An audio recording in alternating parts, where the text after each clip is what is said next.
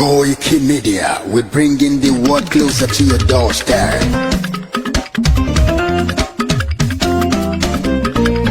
Koikimedia,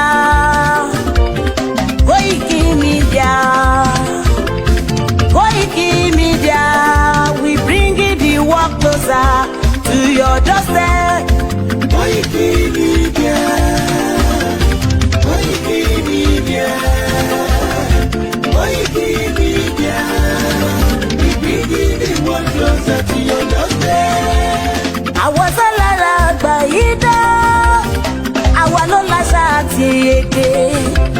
Gbígbédè lárugẹ nílẹ̀ Oòduà o, àwa gangan ni bàbá. Koikimedia, Koikimedia, Koikimedia, we bringing the world closer to your doorstep. Dem never sabi wetin we carry for her. But we dey move closer before dem go sabi. I said dem never know wetin we carry for body. But we dey move closer before dem go sabi. Ọ̀kín lọ lọ́jà ẹyẹ, ìníhùn ló ló lajú. Ẹyẹ tó lórí kòtò bí àdán ọ̀pẹ̀kẹ̀ lẹ́nu. Ká ṣiṣẹ́ fún ilẹ̀ bàbá wa, ká ṣiṣẹ́ fún ìlú bàbá wa, ká jùmọ̀ sowọ́pọ̀ ká lè tó Odùduwà. Odùduwà kò bá lè gbé wa.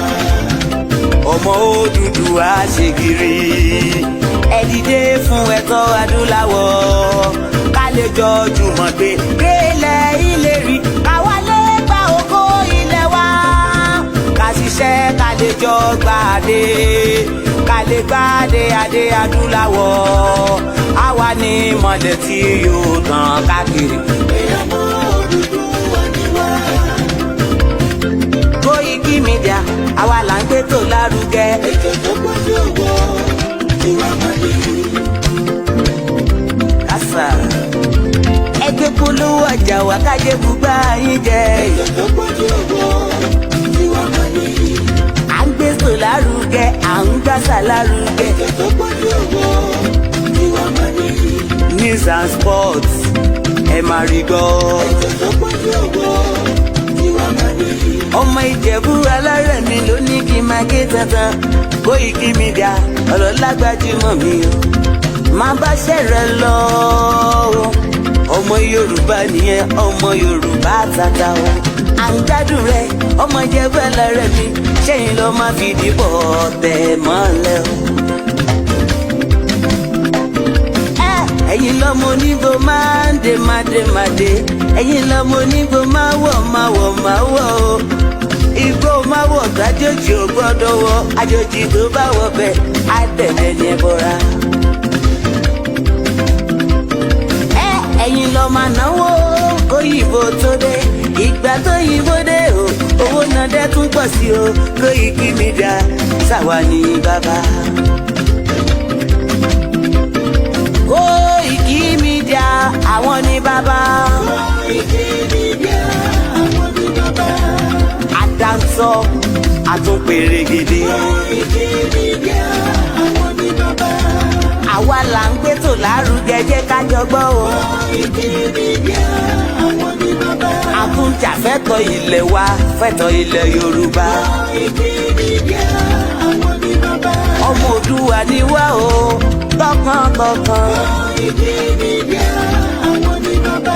Ikú tó ṣe bí lébi òsì, àdìmú bàbá iyọ̀. Koikimedia àwọn ní bàbá. We bring you work closer to your doorstep.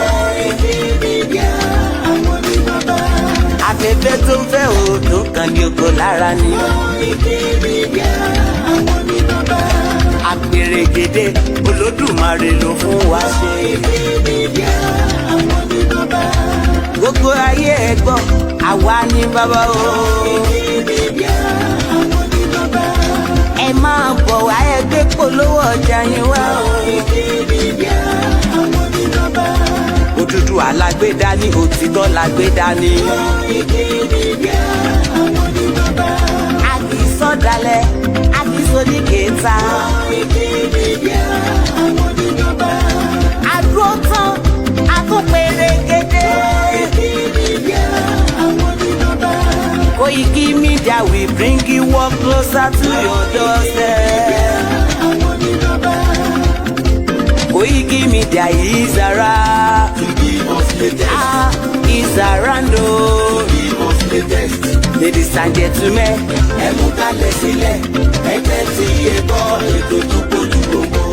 ladies and gentlemen,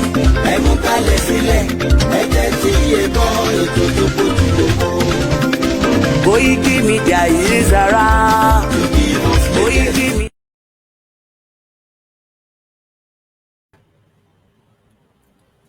Wow. Ẹ káalẹ́ gbogbo ilé o, mo kí wa pé ó tọ́jọ́ mẹ́ta. I'm not sure why I'm not getting a full screen. We had the same issue the other day, and we're having the same thing as well today. And in the 21st of June 2025, aago mẹ́sàn-án ó fẹ́ lọ lù. Mo kí gbogbo ará ilé o, ó tọ́jọ́ mẹ́ta. Mo kí wa pé àkú bó ṣe ń lọ lọ́tùn lósì. Mo kí gbogbo ọmọ Yorùbá pátápátá káàkiri gbogbo ibi tí olúkálùkù wa bá wà. Mo á fi kíkí mi mo fi lọ kí the Emeritus Professor Adebanji Akitoye, the leader of the Yoruba self-determination. Mo lọ bẹ́ẹ̀ mo kí Chief Dr. Sunday Adeyemo Igboho tí gbogbo wa mọ̀ sí Igboho Òòṣà.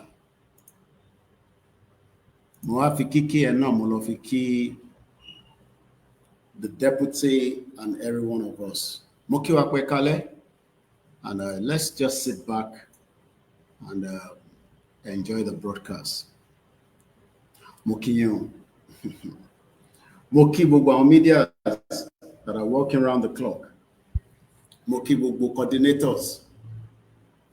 We are live on all the platforms. Mo kí wa pé àkú bó ṣe ń lọ. Mo rí pé when you are not going to find the avenue for peace, then we are likely to see war, which is what is happening currently in the Middle East. There was a bomb blast in Kano State. So quite a lot has been happening in the last 72 hours. Baba Akitoye bá wa sọ̀rọ̀ níjọ́ Thursday. And a dúpẹ́ fún orí ọ̀fẹ́ tí a ṣì ní pẹ̀lú bàbá yẹn. K'Ọlọ́run jẹ́ kí bàbá yẹn pẹ́ fún wa dáadáa. So mo kí gbogbo wa lẹ́ẹ̀kan sí. This is not the time to feel relent. We continue to remain focused. Mo kí gbogbo àwọn ọmọ Yorùbá tó ń jáde káàkiri gbogbo bí wọ́n ṣe ní ká máa jáde. I'm trying to get my screen back to be a full one, but for whatever reason, I'll probably leave it like this tonight. So mo kí wa lẹ́ẹ̀kan sí. Ẹ má yẹ kí a nírẹ̀wẹ̀sì kankan. Torí Nàìjíríà fúnra rẹ̀ ó ń retí kó break up. But like I always say, kò sẹ́ni kankan tó máa wá assist anybody. So let's just settle down and let's catch up. That's all I can say.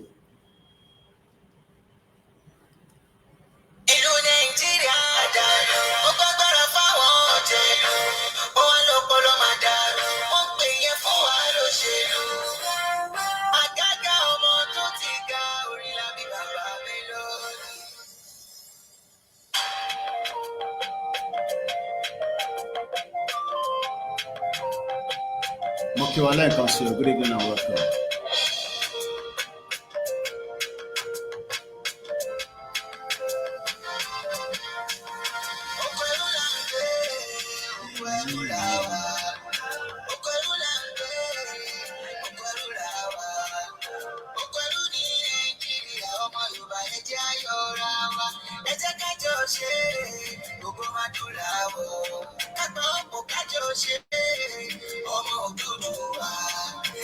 àjálù ní Nàìjíríà ọmọ Yorùbá má jẹ́ ká gbọ́ra wa. Ẹ jẹ́ kára wa sílẹ̀ o, ṣàtẹ̀tì ọ̀ra wa níbẹ̀ o. Kára wa sílẹ̀ o, Yorùbá nation ní solution. Kakúrò lókun kó lè já kábọ̀ sínú mọ́lẹ̀ ilẹ̀ Yorùbá wa. Kakúrò lókun kábọ̀ sínú mọ́lẹ̀ ká lè kó òmìnira. We are fighting for referendum, just to get our freedom. Kajijelo, Japarako, Kajijolo. We are fighting for referendum, just to get our freedom. Kajijelo, Japarako, Kajijolo. How about share?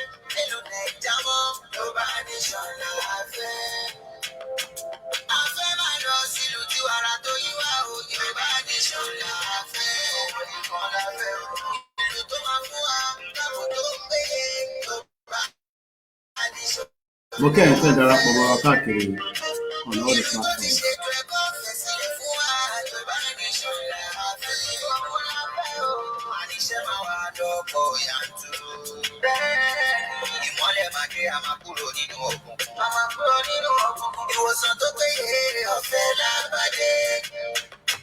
Àǹfààní tó yàgbá ń bẹ fọwọ́ orílẹ̀-èdè wa. Ó pọ̀ lórí jàgùrà. Tí òfin ní sí pé ebi ń pa wá mọ́. Táwọn akẹ́kọ̀ọ́ wa tán bá ṣe kàwé tán, ẹsẹ̀kẹsẹ̀ la máa fún wọn níṣẹ́. Kára wa sílẹ̀ o, ṣàtẹ̀tì ọ̀ra wa níbẹ̀ o. Kára wa sílẹ̀ o, Yorùbá nation ní solution. Kakúrò lóko kó lè já kábọ̀ sínú mọ́lẹ̀ ilẹ̀ Yorùbá wa. Kakúrò lóko kábọ̀ sínú mọ́lẹ̀ ká lè bọ̀ òmìnira. Ó pẹ̀lú láǹgbé.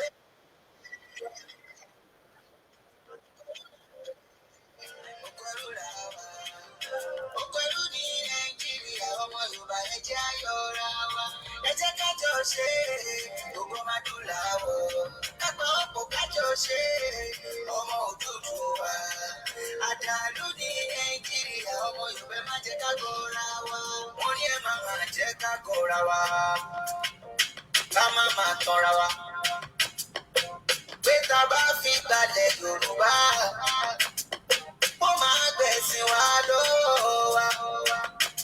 A ò torí ẹ̀sìn dálẹ̀ Yorùbá sílẹ̀. Jẹ́mi torí pé ká lè kúrò lóko ẹrú. Tá a bá wá fẹ́ kúrò lóko ẹrú, a ò ní fi tẹ̀sí sí inú kan kọ̀ọ̀kan. La máa bára wa lò tá fẹ́ fi gbòmìnira. Ó yẹ kájọ wí, kájọ gbóhùn sókè. Yorùbá nation la fẹ́. A fẹ́ máa lọ sílùú tí wàrà tó yí wá o. Yorùbá nation la fẹ́. Òun nìkan la fẹ́ o. Ìlú tó máa fún wa, káàbò tó péye. Yorùbá nation la fẹ́. Ìlú tó ti ṣètò ẹ̀kọ́ fẹ̀sílẹ̀ fún wa. Yorùbá nation la fẹ́. Òun la fẹ́ o. Àdéhùn wa kò ní lè yẹ lórí ètò tá a ṣe fórílẹ̀-èdè Yorùbá. Látòrí ààbò tó péye. Ètò ẹ̀kọ́ ọ̀fẹ́ a máa ṣe. Ètò ìlera ọ̀fẹ́ a máa ṣe. Omi ẹ̀rọ tó kárí. Títì tó lọ gerege. Ọ̀wọ̀ tó péye. Ètò ọ̀fẹ́ tó dára.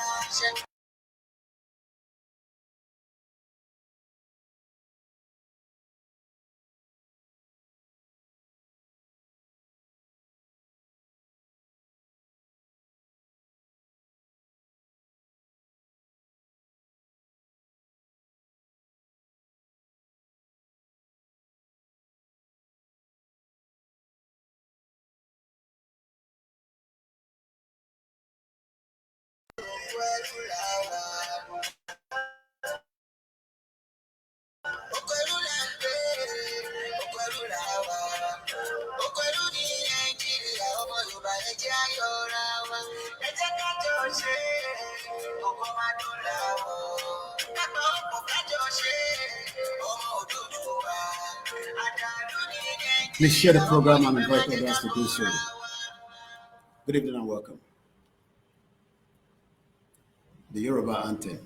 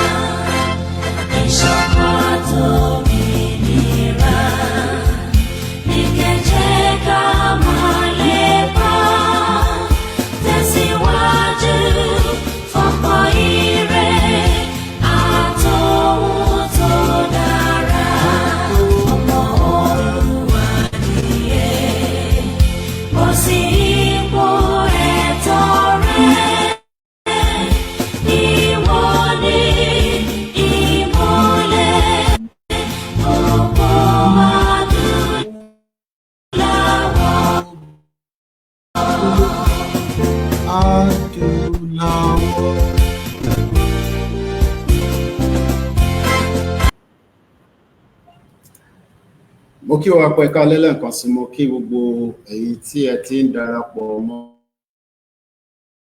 wa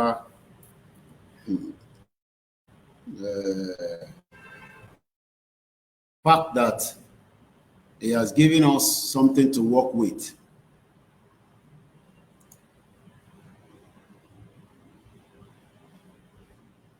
And I don't think we have any reason to be having any issues. Nígbà tí bàbá ti fún wa ní the go ahead. Bàbá sọ̀rọ̀ ní on the 11th of June this month pé kí gbogbo wa jáde from every part of Yoruba land and let us do exactly in tá tí ń béèrè fún. But unfortunately, a lot of people have not done so. Ìdí táwọn èèyàn dẹ̀ ṣe ni pé the fear of the unknown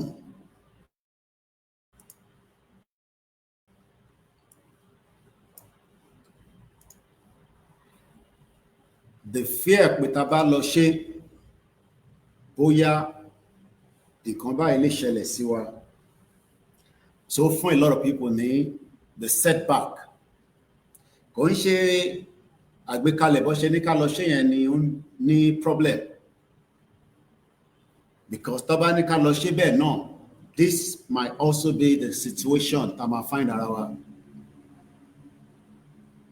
So some of us like myself has gone back to review kí ni nǹkan tó ń bà wá lẹ́rù.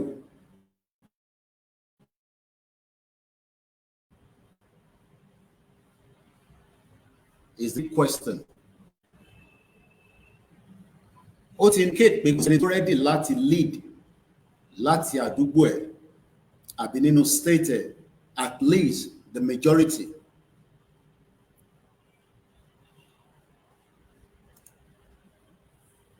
Olúkálùkù wá ń wá excuse láti fi sọ pé ọ̀nà tí wọ́n ní ká gbà lọ ṣe yẹn òun ni ó ń dìbà freedom wa. Even though I don't want to accept or agree with that.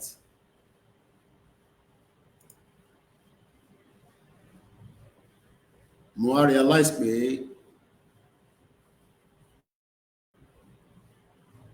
èèyàn kan tí gbogbo wa ṣì máa dúpẹ́ fún as of today òun náà ṣì ní Olóyè Ìgbòho. Mo rò pé a tí lẹ́nìkan kan tó ní àyà tó Olóyè Ìgbòho láàrin gbogbo wa. I don't think we have it. I doubt whether we have people that have the capacity like Igboho. But in tí mo rí ni pé tí Igboho bá jáde àwọn èèyàn máa follow. But the fact that Igboho tí jáde ó ti fi ìrẹ̀wẹ̀sì sí gbogbo ẹ̀mí millions of people.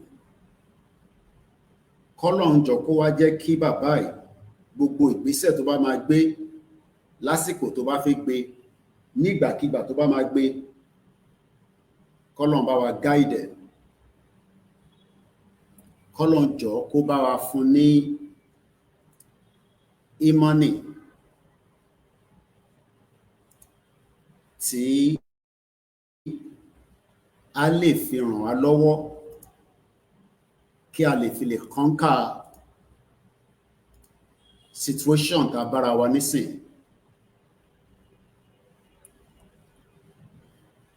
Ọ̀pọ̀lọpọ̀ àwọn tí wọ́n náwọn fẹ́ bí bàbá ṣe gbé ọ̀rọ̀ kalẹ̀ pé bí rally ṣe fẹ́ lọ,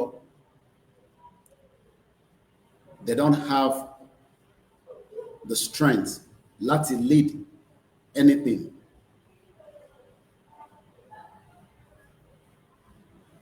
Èyàn á tẹ̀ rò pé bóyá bí bàbá ṣe ní ká jáde yẹn àti rí àwọn bíi mẹ́ta mẹ́rin márùn-ún tí wá ti máa showcase pé yes àwọn náà lè gbìyànjú.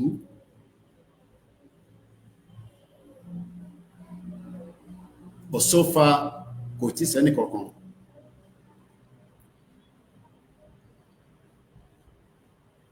There's no problem around it.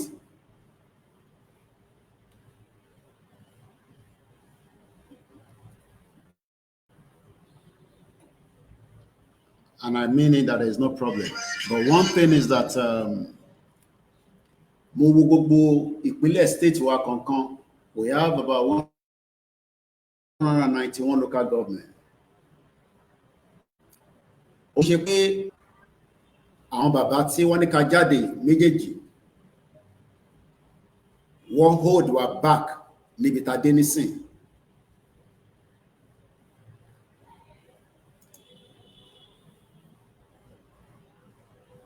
But a lot of people are scared.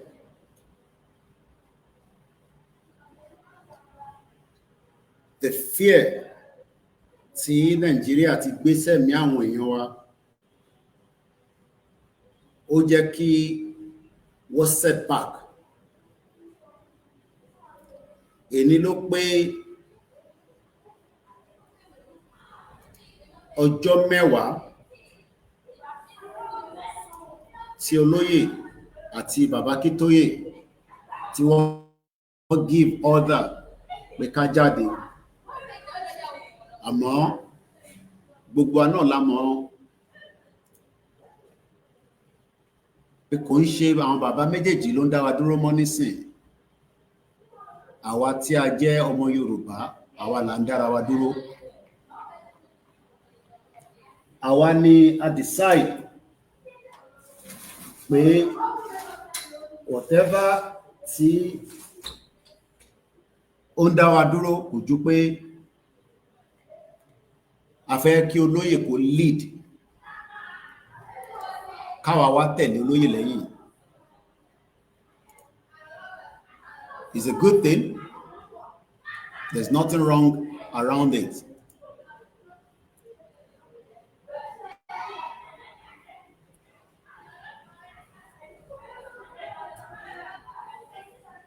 And for somebody like us, mo rí pé a ní a lot of akíkanjú,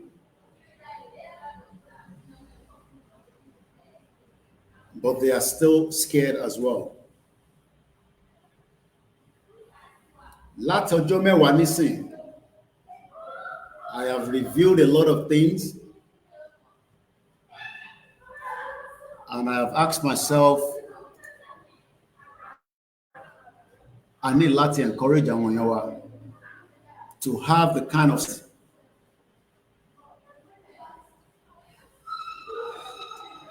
tá bá ní strength, tá ní ẹ̀mí, tá fẹ́ fi push it in 10 days. Ó jẹ́ kí a ti rí reflection pé àwọn èèyàn wa ṣì ń struggle láti jáde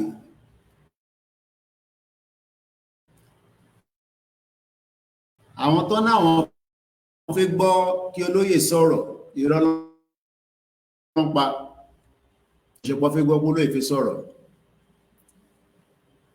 even though bàbá sọ fún wa nínú last broadcast wọn pé àwọn làwọn ní kí olóyè dákẹ́ àwa millions of ọmọ Yorùbá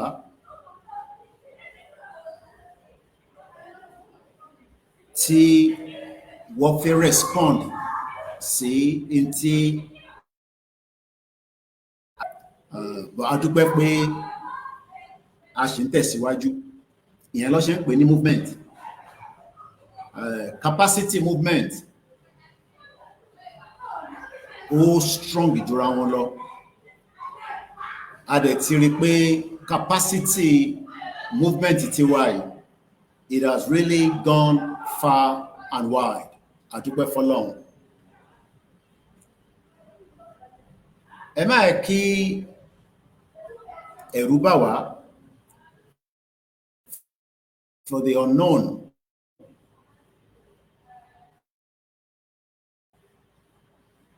torí tá bá ní kẹ́rù máa bà wá for the unknown then the future tá ń béèrè fún gan ó máa difficult díẹ̀.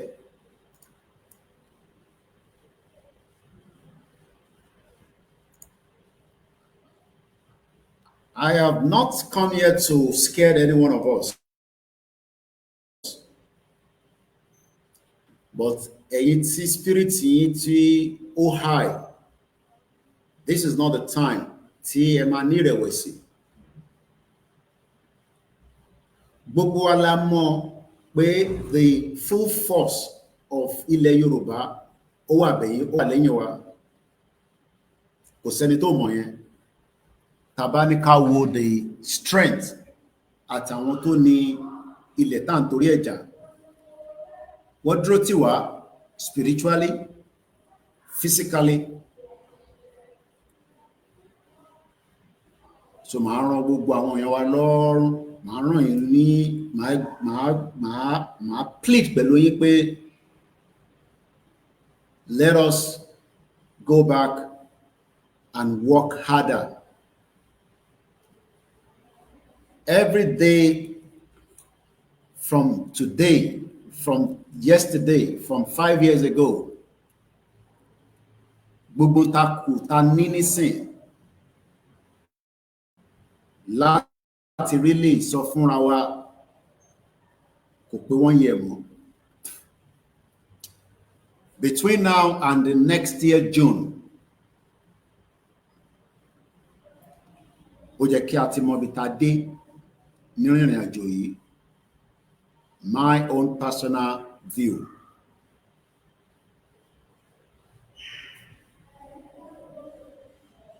Tẹ́nì kankan bá rò pé bóyá ó máa come cheap, kò ní come cheap. Sacrifice tí àwọn bàbá wa méjèèjì yìí àtàwọn tó tì wọ́n lẹ́yìn, sacrifice tó gbé dání, òun náà lẹ káwa náà gbé dání. But I don't think we are putting that sacrifice enough. Gbogbo tí mo kọ̀ rí ni pé everybody just wanted to give one excuse or the other. That's all I've seen in the last 10 days. Kò ń ṣe pé àwọn èèyàn mọ̀ pé táwọn bá jáde tó bá jáde tán even going further than in tí bàbá sọ pé bàbá máa ní ẹ dáwọ́ dúró. Even if we have done so, kò ń ṣe pé bàbá máa wá sọ fún wa nísìn pé ẹ̀yin ọmọ mi ẹ dáwọ́ dúró níbi tẹ́ wà yẹn o.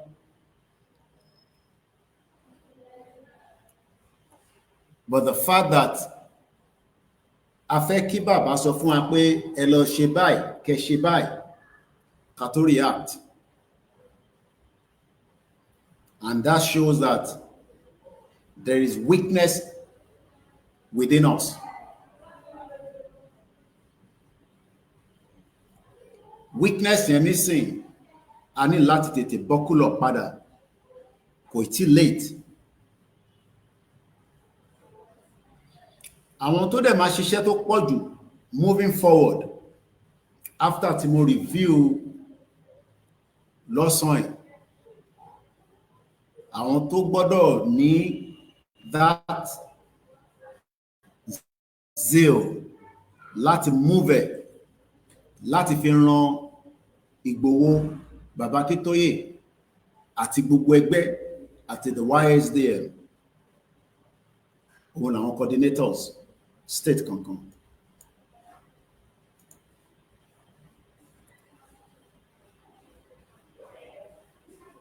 Excuse la máa ń give for everything. A máa ń wá excuse rather than moving the motion and decide interfere.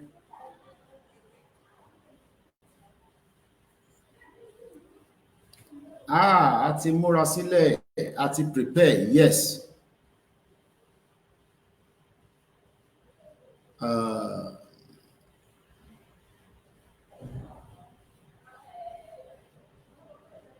Many things would unfold as we go further into this movement. Whether àwa fẹ́ àbáwò fẹ́,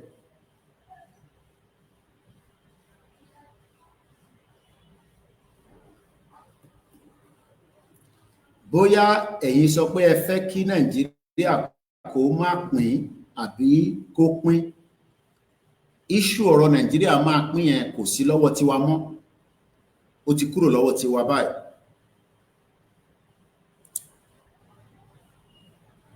Issue yẹn ti farahàn sí gbogbo Nigerians. Kò ń ṣe pé torí Yorùbá ni Nàìjíríà ṣe máa pín, torí àwa nìkan kọ́ la wà nínú Nàìjíríà. Tàbádẹ̀ wá rò pé bóyá àwa la ń di Nàìjíríà mú lénìí, irọ́ là ń pa fúnra wa, àwa kọ́. We have given excuses for over 65 years. Out of that 65 years, I should give excuse, even in the last stage of a country that died many years ago.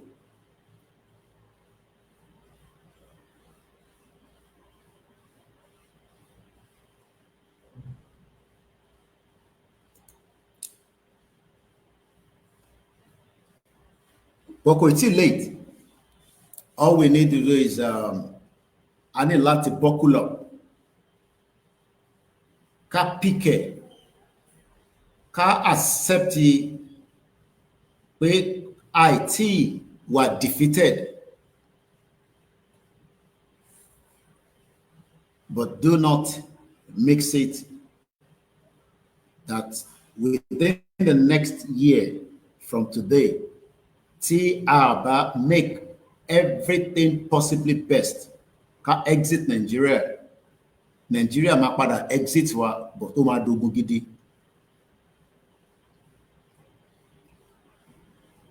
The imminence of a war kò dìgbà tí ó bá kanlẹ̀kùn, as we have seen it in the Middle East.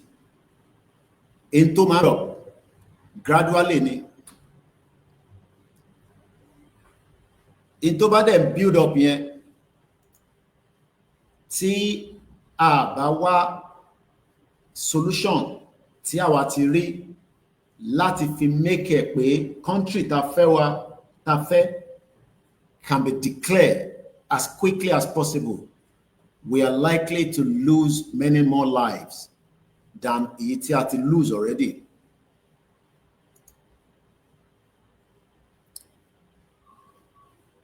But I believe that we are capable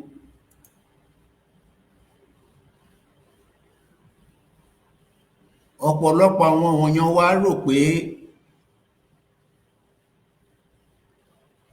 bí a tó kọ̀ máa come at a very easy path, but it's not going to come at an easy path. A gbọ́dọ̀ fi room sílẹ̀ for chaos. And the necessary of that means that tá a bá prepare ara wa ṣe a fẹ́ kó di chaos, kó di crisis láàrin àwọn tí wọ́n jẹ́ ọ̀jẹ̀lú, then we are wasting too much of our energy in something else.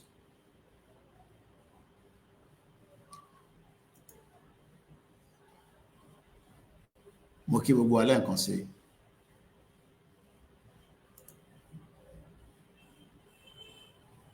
Whatever we need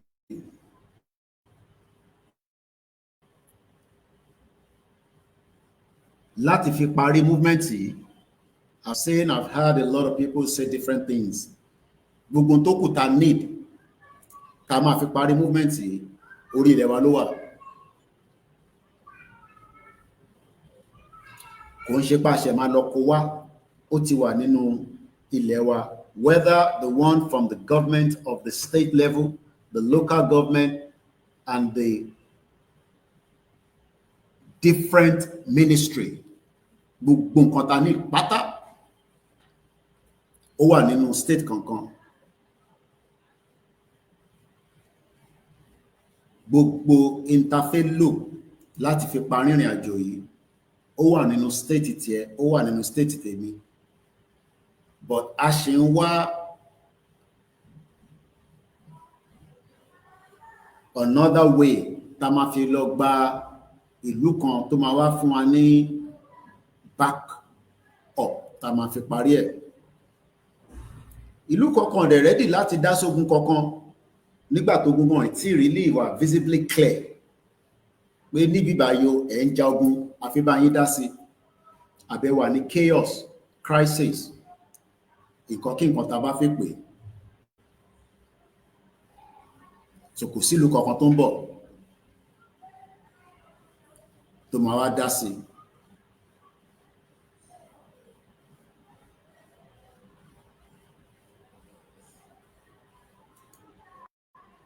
And we have to be very, very, very careful.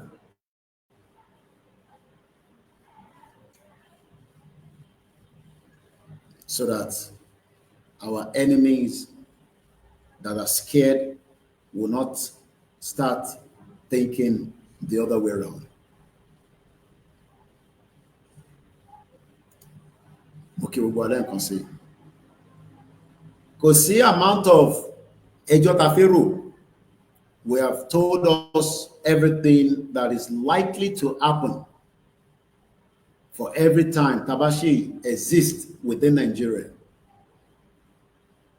But we realize that many of us within the Southwest are dàbí àwọn Mala,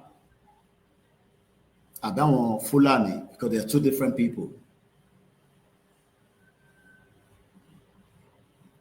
Tí wọ́n bá ti sọ fún àwọn Mala pé they go, but they sọ fún wọn pé kó go díẹ̀, wá react, tó máa go plenty.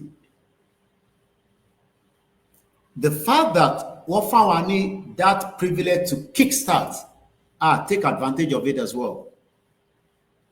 We did not. I don't think we know that the privilege bí bàbá tẹ announce síta ó fún wa ní that zeal to have pushed, but wọ́n nítorí bàbá ní ó gbọ́dọ̀ jẹ́ níwájú ilé wa, a gbọ́dọ̀ wọṣọ funfun, and everybody took that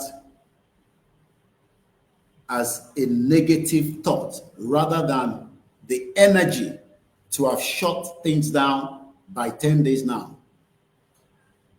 One béèrè pé even with the kind of code and the kind of messages that we have passed on this platform, it shows that our strength and our spirit is two different things. I need strength, but I need the kind of spirit. Àwọn northerners nísìn, wọ́n dúró de go before 2027. Bó bá wọn Tinubu kó tètè understand. But I don't give a toss about him anymore because tẹ́lẹ̀ I give him a bit of room with bóyá. But bí àkàn bọ́n bá sọ fún yín pé Tinubu ní anything to ma offer wa, is not going to offer us anything.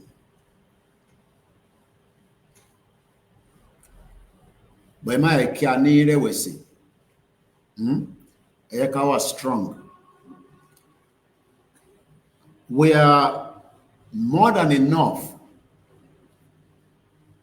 within the Southwest to believe in this cause. Àwọn tí wọ́n agree, mo rò pé tí a bá really push, wọ́n máa come to the aid of the politicians. Pé bóyá wọ́n máa wá gba àwọn politicians yẹn sílẹ̀. Kò sẹ́ni kankan tá fẹ́ really lọ bájà àbí tá fẹ́ lọ bá ju pé àwọn tí wọ́n di the system of government within the society in the Southwest. They are the obstacles.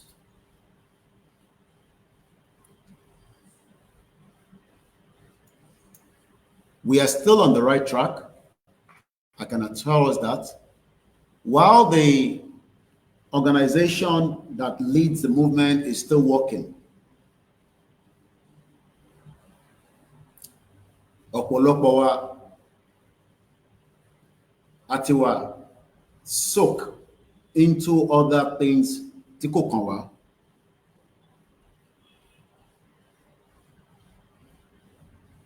Èyí tó dẹ̀ kàn wá gangan nínú movement yìí ní state tàdé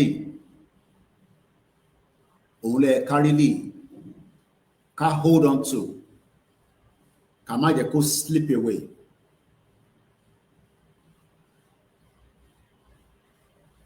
Ká má jẹ́ kó slip away. Ó dá ká lọ máa gbọ́ pé nǹkan ṣẹlẹ̀ níbí, nǹkan ṣẹlẹ̀ lọ́hùn. But èyí tó kàn wá gangan nísìn, òun ni eléyìí tí a fi gba declaration wa, and èyí tá fi gba declaration wa òun ni rally. Lóòótọ́ ti sọ fún wa pé kò ń ṣejọ́ kan la máa lò. Ó máa jẹ́ gradual process. So it's still the 10th day. So I don't know how long more ni a máa fi react.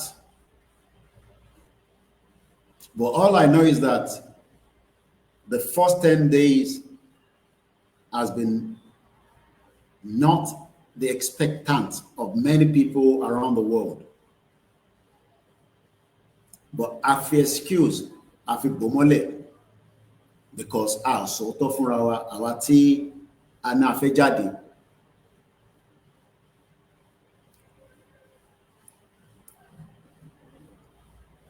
If the old man has come out and even told us to do it the way Kashife, we will not do it. We're not going to do it.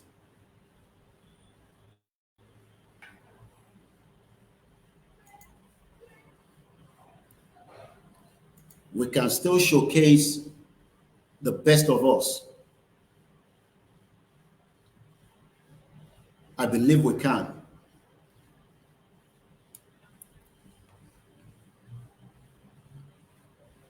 And I trust my instinct that we will do so.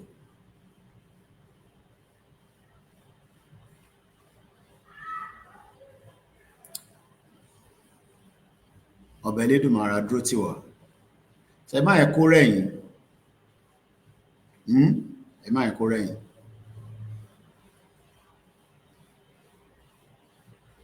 Our fight is coming closer and closer to an end. But if we don't kickstart the fight, we cannot have a closure.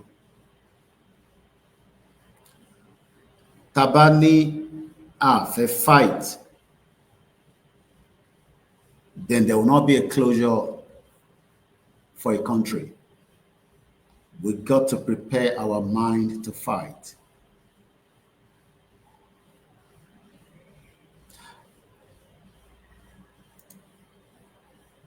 We have sunk into a lot of miracles. Àti jẹ́ kí miracle kó fit in pẹ̀lú nǹkan tá gbé dání. Tá a bá ti gbọ́ prophecy kankan and feel a little bit like a gbọ́dọ̀ gbọ́ kí bàbá wòlíì kan sọ kankan.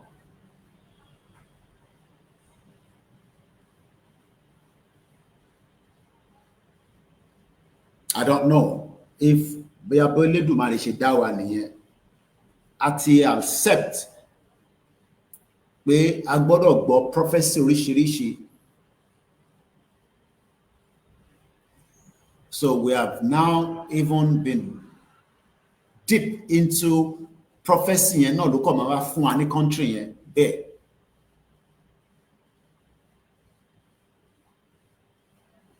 I know we have a strong faith in our religion. Kò sí nǹkan tó wrong níbẹ̀. But ṣe là ń rò pé bóyá bí a Tinubu kọ̀ máa kú nísìn tó bá kú Yorùbá nation máa ṣẹlẹ̀. Or bóyá Tinubu kọ̀ máa jí láàrin òru akọ̀ ní ó yá kó lọ gba Yorùbá nation. Those are the two options that probably some of you have in your thought. Ọ̀nà méjì ni. Bí a ti Tinubu bá kú or bóyá Tinubu máa wá fún wa ní Yorùbá nation. Let me put it out there. Kò ní ṣẹlẹ̀ bẹ́ẹ̀ yẹn. Gbogbo àwọn tó ń sọ̀rọ̀ pé miracle kan máa ṣẹlẹ̀, Ọlọ́run fi kankan wọ̀n àwọn bọ́lọ́run ṣe máa ṣe leléyìí.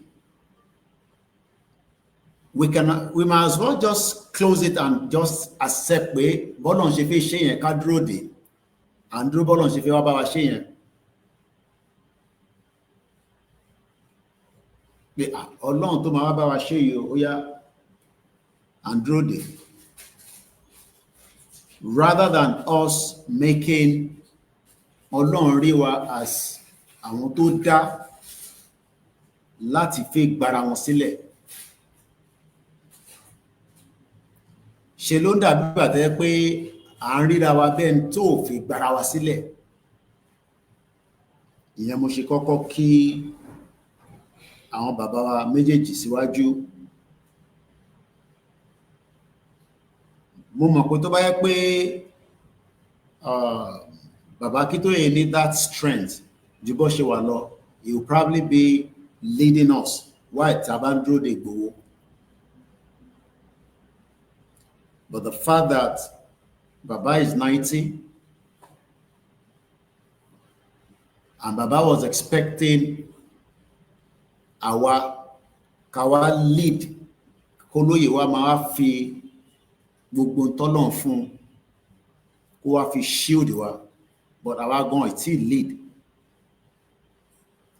None of us have done so. Rather, we have given excuse for 10 days. Ìdí ló pé ọjọ́ kẹwàá.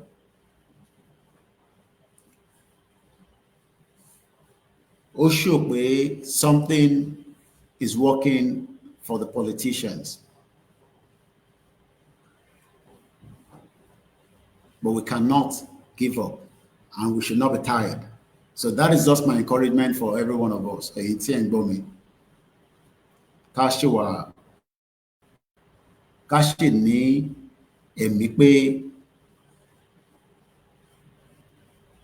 the task cannot be done without the humans. The spirited part of this movement has already been conquered. The spiritual part of it. But the physical part tó jẹ́ ẹlẹ́ran ara tiwa báyìí, mo ní sọ pé a ti fail because it is still the ongoing work. But a ti relent a little bit.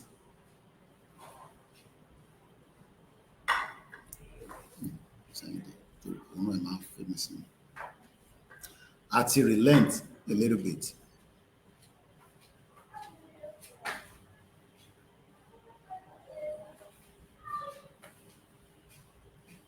But the freedom that fed by is a done deal. Is a done deal. So mo kí gbogbo alẹ́ nǹkan sí. Is a done deal.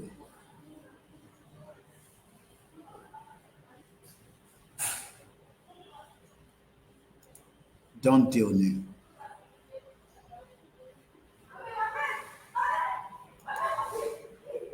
Gbogbo ibi tó bá kù sí kólúkálukú wa kí a lọ review ẹ̀. Kò sẹ́ni kankan tó ń stop wa àwa tí a jọ ń rìnrìn àjò yìí. The leaders have not asked us not to do anything, but we have decided we just don't want to do it until certain things máa ṣẹlẹ̀.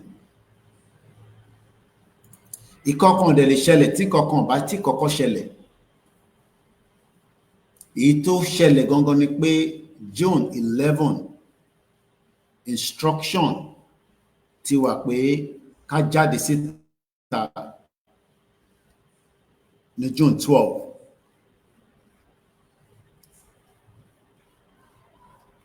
And a lot of us have listened to such information.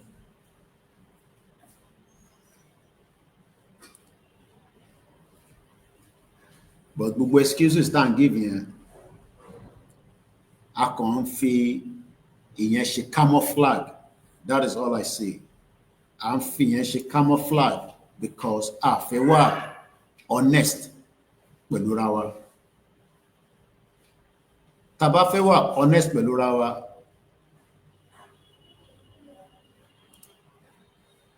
a lot of things would have happened between the last 10 days.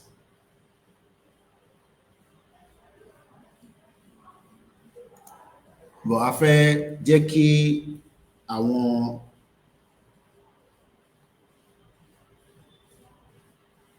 tó fún wa ní prophecy kan tún sọ fún wa pé ẹ tún lọ ṣe báyìí. Kódà nínú prophecy gan, message tó jáde ó ti fún wa ní ètò ẹ̀ka ṣe, but a fẹ́ ṣe.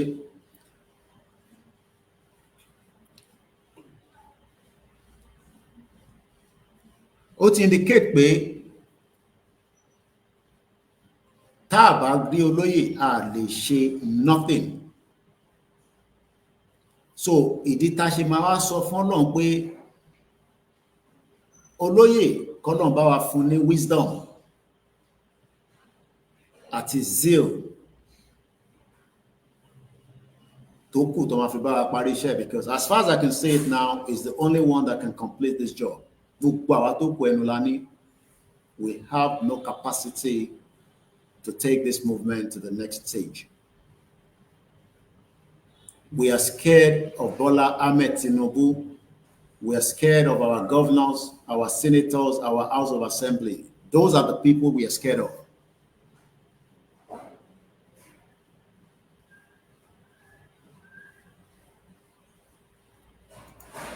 Gbogbo wa à ń bẹ̀rù àwọn tí mo ti dárúkọ yìí.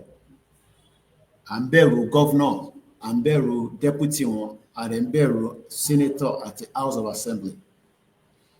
Because tá bá fi dídà pé a bẹ̀rù wọn, by now a ti mọ ibi tí à ń lọ díẹ̀díẹ̀. But ó ti show pé we're scared of them. Àfi tá bá ń parọ́ fúnra yín. You are all scared of every single one of these people.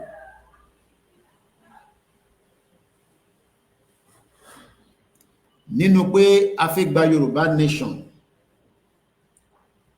many of us a ṣe believe pé a máa ṣe lè operate within Nigeria while tí a bá ṣe ń ṣe ìrìn àjò yìí lọ. Àìtí really mú ọkàn wa kúrò lára Nàìjíríà, a kàn ń parọ́ ni pé a ti mú ọkàn wa kúrò lára Nàìjíríà. Àìtí mú ọkàn wa kúrò lára Nàìjíríà. Ẹ̀mí wa ó ṣì wà lára Nàìjíríà bit by bit. Àìtí really mú ẹ̀mí wa kúrò lára Nàìjíríà. All I say is that we're telling lies to ourselves. Ẹni tó bá mú ẹ̀mí ẹ̀ kúrò lára Nàìjíríà kò tẹ̀ ní try láti fẹ́ ní kankan ṣe pẹ̀lú ìlú yẹn nígbà tá a ti jọ wà lórí ìrìn àjò yìí. Àìtí accept pé a fẹ́ gba country. Àwọn kan sọ pé a fẹ́ gbà through prophecy.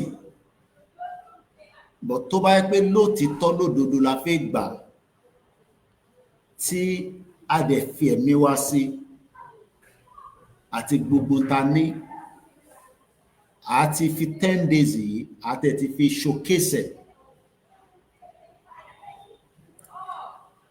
Ẹlòmíì nínú wa a ní kí làwọn máa jẹ nígbà tí ẹ bá ní ká jáde. Ẹlòmíì àtẹ̀ ní àwọn ọmọ tó ń lọ sí school. Ọmọ tó ń lọ sí school nínú Nàìjíríà tí kò dẹ̀ ní future.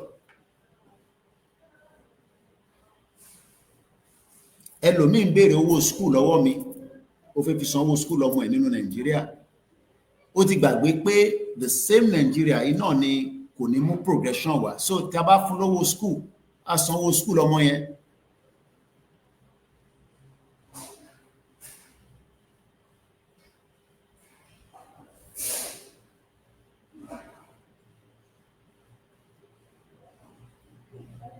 Whereas tó bá yẹ pé a wà determined by 10 days lénìí, báwọn ọmọ yín ò bá lọ sí school gan, wọ́n lè miss anything àti university.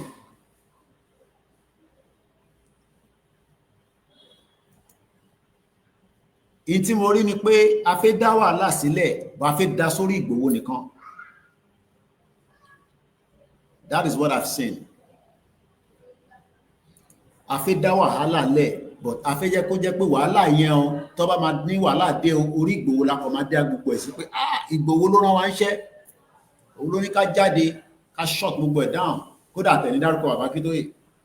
Torí what I've seen is that we are not ready to listen to Baba Akintoye anyway. A kàn sọ pé leader wa ni.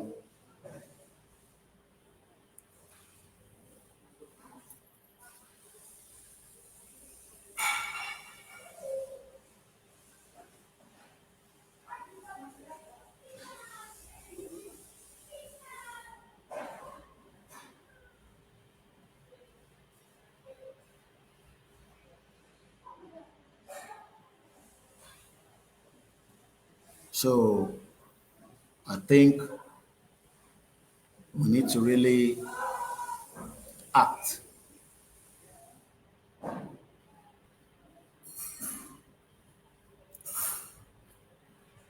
Níbi tí wọ́n ń jà lọ́wọ́lọ́wọ́ nísìn,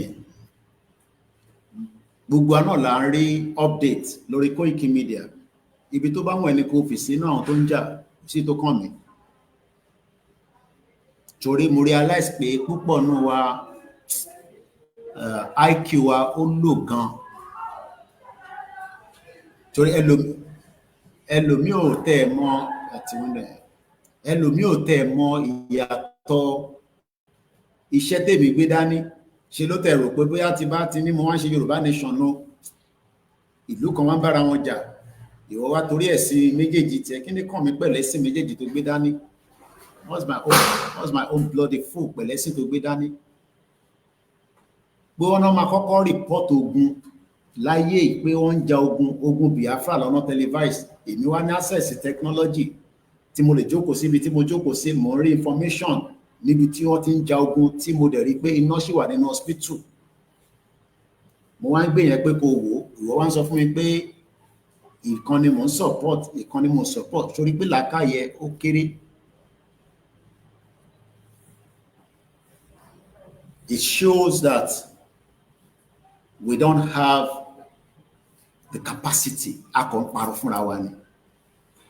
A fẹ́ jẹ́ kó jẹ́ pé tá bá máa dá gbogbo wàhálà sílẹ̀, kó kàn jẹ́ pé Ìgbòho la máa fi dá wàhálà yẹn sílẹ̀, so that wàá lè pin wàhálà yẹn mọ́ Ìgbòho lọ́rùn.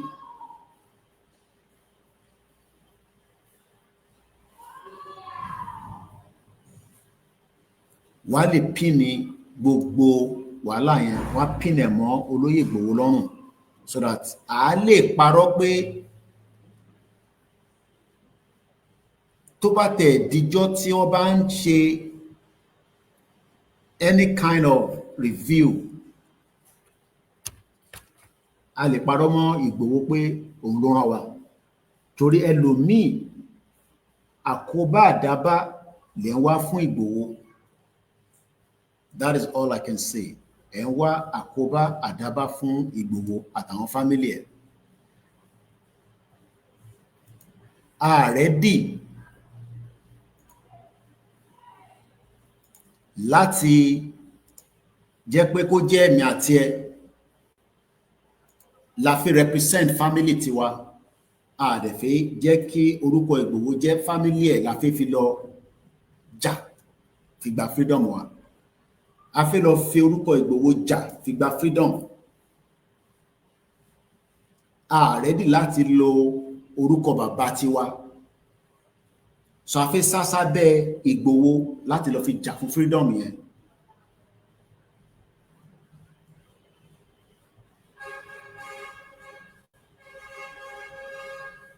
A fẹ́ lọ forúkọ ẹ̀ fi jà ni, a fẹ́ forúkọ tiwa jà. Torí a fẹ́ protect image orúkọ tiwa.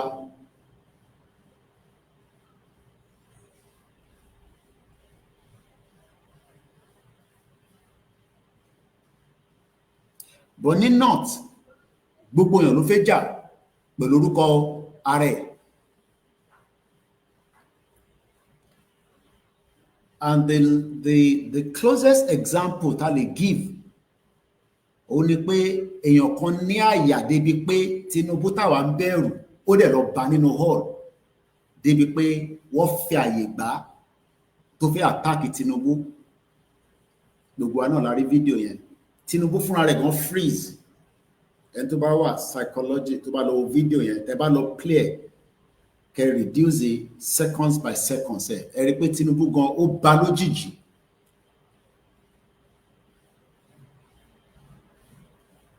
Tinubu gan wà ó froze nígbà tó rí arákùnrin yẹn, because wọ́n show fídíò arákùnrin yẹn títí di bá ṣe ń sọ̀rọ̀ yìí. Ó protect image ẹ̀ lẹ́ni tó fẹ́ pa president ìlú kan, ó tún cover ojú ẹ̀. Ó show pé àwọn tó ránṣẹ́ yẹn wọ́n fún ní privilege yẹn débi pé tó bá rí ṣe o tó ò bá rí ṣe o àtẹnujẹ́ kó tún lójú ẹ̀ níta. That means pé òun forúkọ tiẹ̀ lọ jà on behalf of ìran tiẹ̀.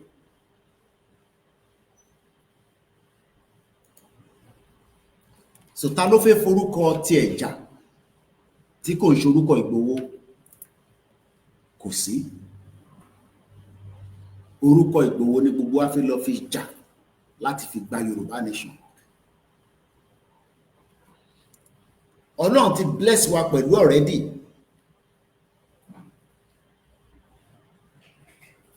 Ó ti fún wa ní tí a fẹ́ látara pé ó ń bẹ láyé, kò ṣe pé ó ti lọ.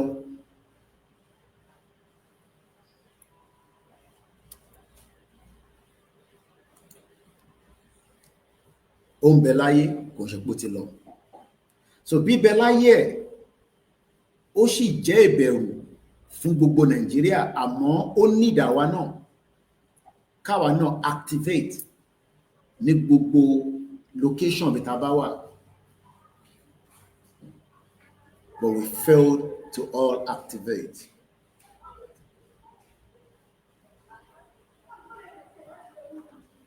I fail láti activate nítorí pé everyone láti 10 days kò sẹ́ni tí kò mọ excuse kan jáde.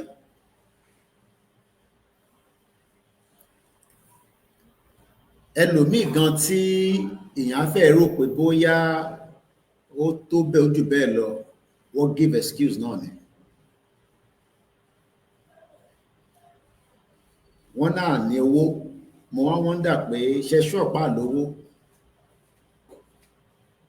àlówó but ní state kankan wọ́n sì ń rí owó fi operate nínú state yẹn, àwọn ò dẹ̀ lówó. Nítorí pé a sì gba state yẹn láyè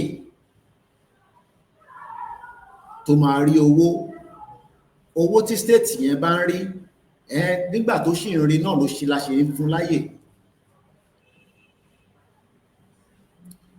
But tí state yẹn ò bá rí owó láti fi operate after 3 weeks or 10 days, tó bá jẹ́ pé state wa kankan tó ń rí owó níbì kan tí gbogbo á dẹ̀ mọ source ibi tí income yẹn ti ń wọlé, tá a bá jẹ́ kí that source of income kó wọlé in these 10 days, state yẹn gbọ́n ti máa béèrè pé kí nìkan tó ṣẹlẹ̀, bóyá àti wà ní round table by now.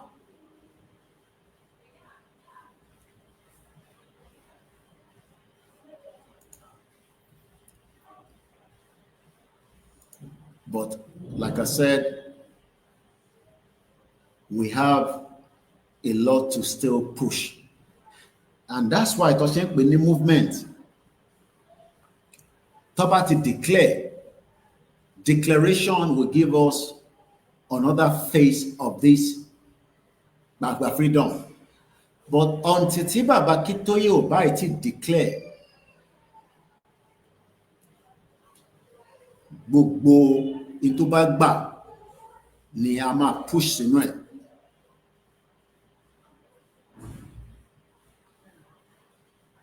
Everything that it warrants.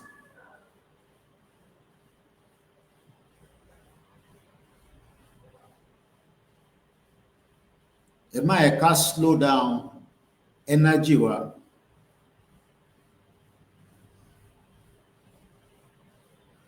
And our zeal. Àwọn tí ẹ̀yin rò pé wọ́n ní kankan tó máa ṣe fún wa, they are not going to do anything. Gbogbo wọn ní kankan tó máa ṣe fún wa. Torí kò sí ẹni tó jẹ́ ẹni tó jẹ́ a true indigenous person tó máa react in a way tí kò ní dàbí pé a máa question ẹ̀. So we are going to succeed. But I need a lot to cover moving forward. And I believe we can do it.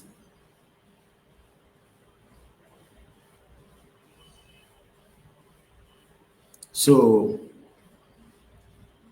tásìkò bá tó, as this movement is progressing on a daily basis,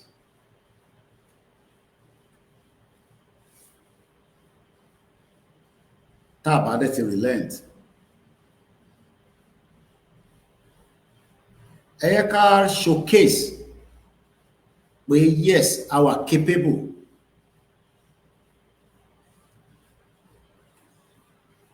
Ẹ jẹ́ ká showcase ẹ̀ pé our capability. Mo kí mọ̀ sí mi dáadáa.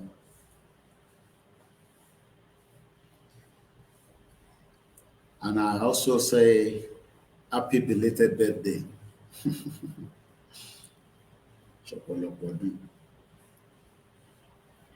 So ẹ má yẹ ká fìrẹ̀wẹ̀sì. Like I said, today is the 10th day. Expectation high fáwọn tí a fi lọ bá àti àwọn tó fi wá bá wa.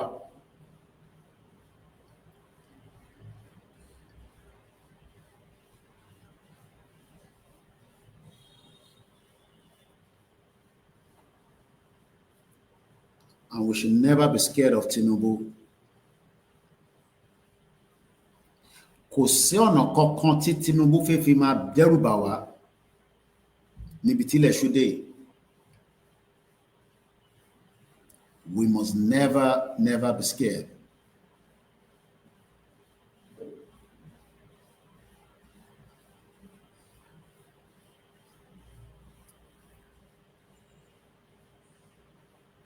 I've always said that this is not a scripted movement.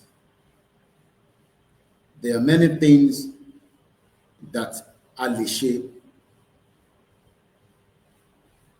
tó máa bí government nínú, but the fact that we are trying to disguise under these Baba Kitoye sọ pé, Baba sọ pé, and we have used that as part of our disguise rather than face the truth that Baba sọ kọ́kọ́ ju pé ẹ jáde ẹ wọṣọ funfun ẹ lọ showcase ara yín, but we could not showcase ourselves.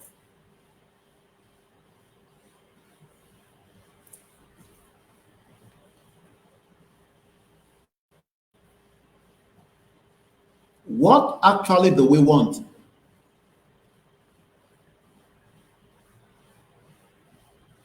Kí ni nǹkan tá fẹ́ gangan? A fẹ́ gba freedom. Okay. So, why then are we beating around the bush?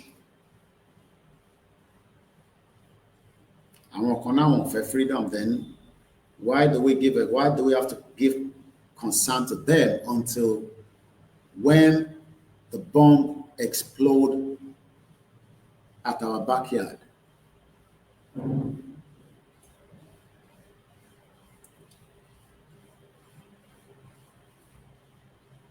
We bring the news close to your doorsteps so that Kelly may feel of what is happening within the international and the local news.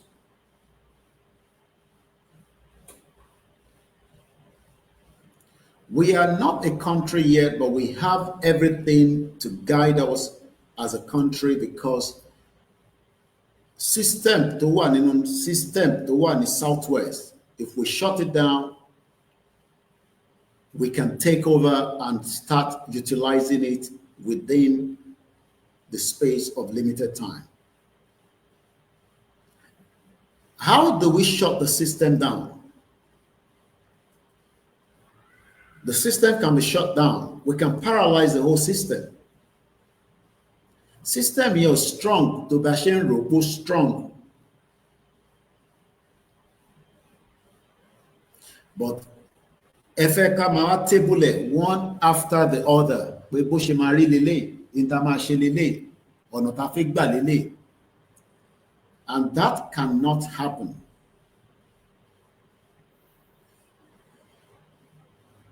That cannot happen. So if that is what we're expecting, these are the stages. All the stages have been presented to us, but it is left to us to go and activate it across every part of Yoruba land.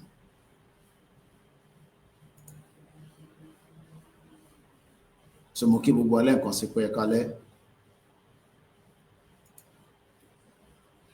if we, the media, are not tired, because I can see that our medias are working round the clock,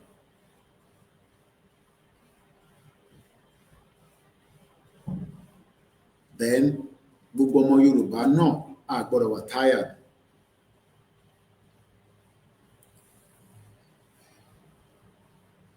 There will still be a roundtable negotiation, but a roundtable negotiation doesn't start tẹ́ a bá pin in tó ń dá wa dúró ká fẹ́ fi gba freedom wa, tá a bá pin ẹ̀ mọ́lẹ̀ ká gbẹ́sẹ̀ lé lọ́rùn bóun náà ṣe gbẹ́sẹ̀ lé 60 million Yoruba people lọ́rùn. Our people are weak. But there are many things that we can do láti fi uplift weakness wọn fún àwa tí a wà nínú movement.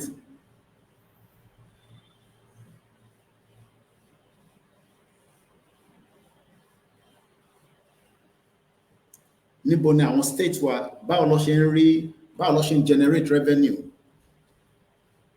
Kí ni nǹkan tó fi ń generate revenue yẹn?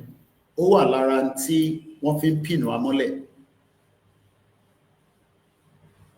Whatever you can think about without going into the nitty-gritty. Gbogbo tó bá fi ń generate revenue tó fi ń run state yẹn, ó wà lára tó fi ń dè wá mọ́lẹ̀. Tó o bá mọ̀.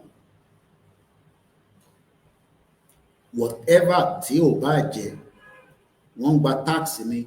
Ìyá aláta ń sanwó ata tó ń yọ kíní, mo rí èèyàn kan send fídíò kan sí mi, wọ́n náà ní kó máa tún san 100 naira ní Ìkòròdú, I believe, or somewhere, I believe in the video. Àwọn tó ń ṣe POS. If we can stop all this revenue generation tó ń wọlé, that means each of the states will collapse. It's part of the fight. Because in tó ń jẹ́ káwọn lè ní upper edge against wa nìyẹn. Tàbá dẹ̀ lọ wo gbogbo àwọn tó wà ní House of Assembly, including your governors, don't decide in your state yẹn wọ́n pé 100. Tàbá ní ká tẹ̀ mú gbogbo wọn pátá ní state kankan, from deputy, governor, House of Assembly, senator, pẹ̀lú gbogbo commissioner, àti gbogbo wọn pátá wọ̀ tó 1,000. Ṣé wọ́n wá dàgbà jù wá lọ tá a lè kọ́ńkà wọn ni?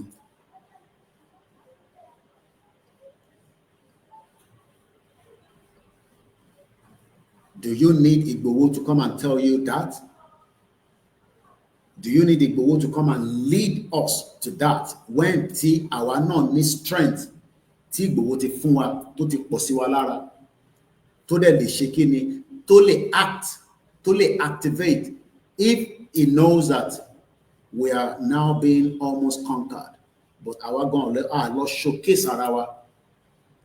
We have lied that because bàbá ní ká wọṣọ funfun, wọ́n ní ká dúró síwájú ilé wa, ká ṣe fídíò, ká ṣe that, àfihàn àfi parọ́ fúnra wa. We lie to ourselves. Gbogbo alamọ bí táwọn Chinese ti operate lórí ilẹ̀ wa tó ń kó resources lọ. Why are we still allowing that to happen? Even tó bá tẹ̀ jẹ́ pé wájú bẹ̀ yẹn lẹ wá lọ ń dúró sí tàti ń ṣe rally ní gbogbo point tàbí tí wọ́n ti ń kó resources wa. Everybody knows all these areas. Ṣé miracle náà ló máa stop Chinese? Ẹ rò pé Chinese stop láti máa kó in tó ń kó lọ? The Chinese continue to operate. Gbogbo ìlú wa operate. Wọ́n kó revenue wa, resources wa, wọ́n kó jáde, a dẹ̀ ń tolerate. Gbogbo wa là ń rí trailer àwọn tó ń lọ, tọkọ Chinese trailer tó ń lọ. Gbogbo wa la mọ̀ gbogbo kìíní. But because we are waiting for one prophecy, angel kankan máa sọ̀kalẹ̀.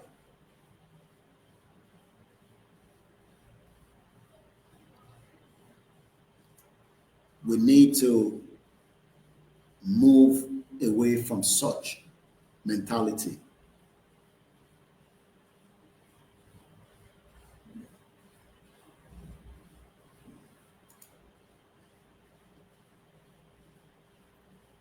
We are challenging the government for our freedom.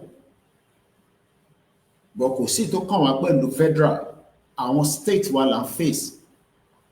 Federal máa fẹ́ protect the state ni, but inú state náà ni gbogbo ta nídìí wà ta fi máa bá federal jà. Because already state ti ń run as a country or as a state within a fake country. Tàbá ní kí Sanwó-Olú jáde nísìn kó wá fún wa ní accountability tó wà nínú state ẹ̀. Kò lè fún wa ní accountability ẹ̀ because ó ń lo state yẹn ó fi ń suppress ó dẹ̀ fi subjugate gbogbo wa, but àwọn tó ń jọ ń ṣe state yẹn They are just a very small minority.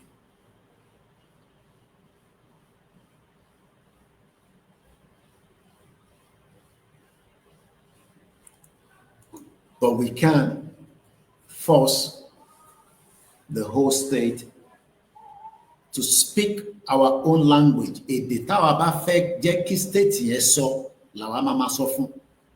But right now, state ló ṣì ń control wa. Torí pé I fully accept that our freedom is not with the state. Àwa la máa sọ fún state wa nísìn pé in táwa fẹ́ lélẹ̀.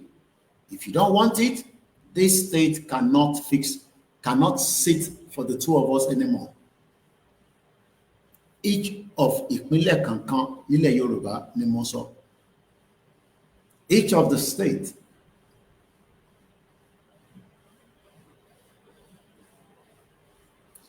But for as long as Seyi Makinde bá ṣì rí 68 billion tó fẹ́ fi renovate the government house, do you think that 68 billion will be used to renovate the government house? Or ó kàn fi yẹn ṣe camouflage láti fẹ́ fi kówó jáde in only less than 2 years tó fẹ́ fi kúrò níjọba? Think about it. What do you think? Because a sọ fún pé máa ṣe tó bá wùn ẹ́ lọ, bó bá wùn ẹ́ kó kó gbogbo owó yẹn, àwa ò kíá. Imagine nínú 68 billion yẹn, ó ti wà available, owó yẹn wà nínú state o. Ó wà níbí kan nínú state, whether nínú báńkì lọ́kọ́ sí ni, inú ilé lọ́kọ́ sí ni, I don't know. But we have given these politicians the go ahead. Pé tó bá wùn yín ni kẹ́ máa ṣe, táwa bá wá gba country wa la ṣe máa wá ṣe tó yẹ ká.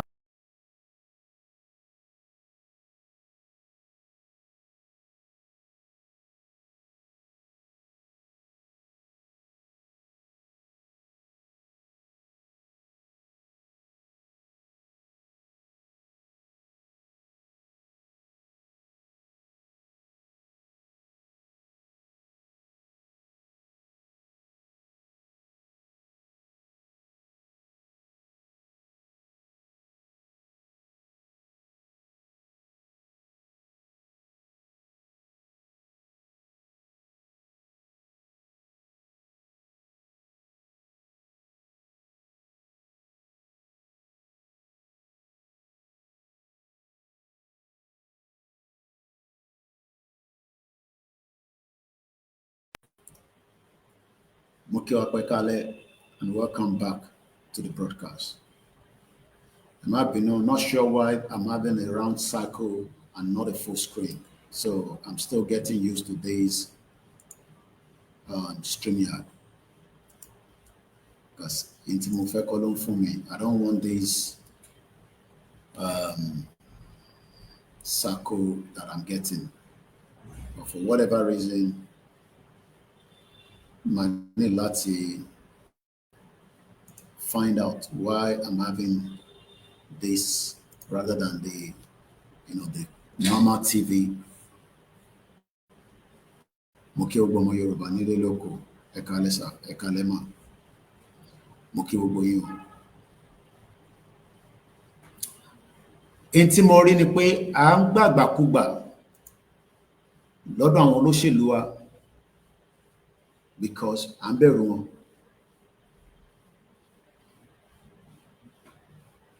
À ń gba ìgbàkúgbà.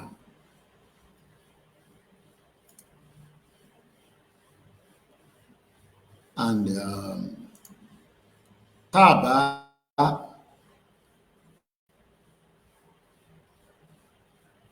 a bá react as quickly as possible, ó máa wà bẹ́ẹ̀, á dẹ̀ máa lọ bẹ́ẹ̀. 10 days, we can still go back, kí gbogbo wa ká lọ review torí bàbá Kito it is son tá máa ṣe pé ká jáde. That's all we need. But like I said, a fẹ́ gbé gbogbo blame nísìn, a fẹ́ gbélé bàbá Kito yìí lórí.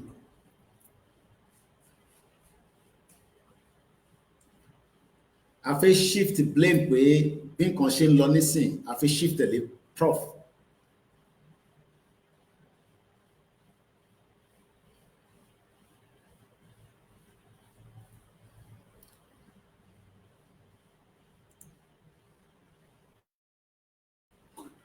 A very good evening and welcome once again.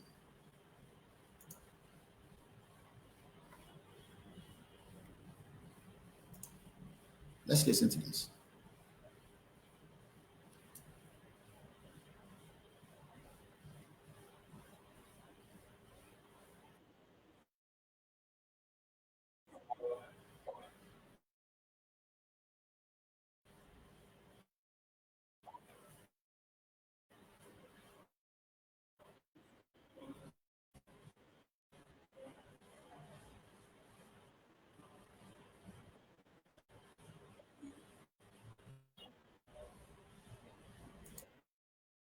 Media, they are not from Oyo State.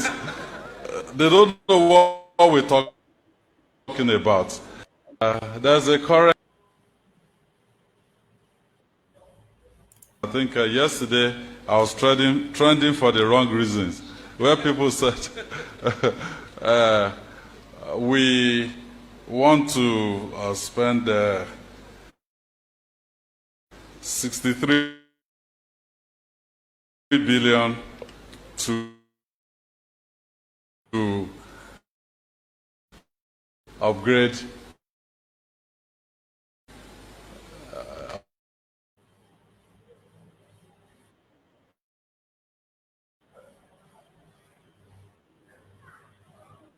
that's Oyo State people. Those people on social.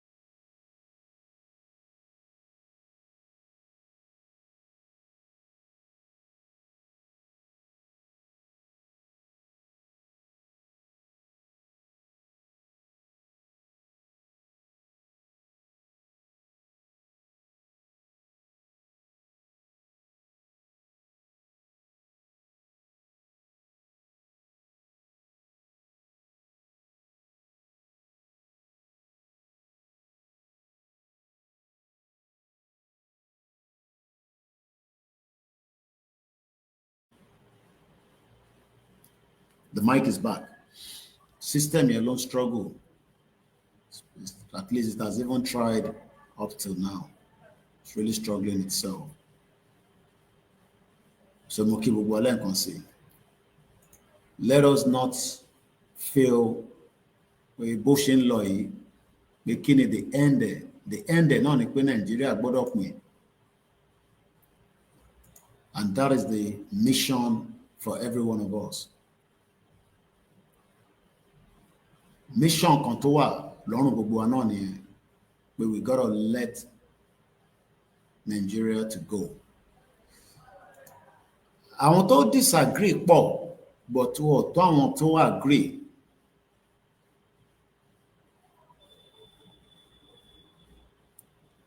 So mo fẹ́ kí gbogbo wa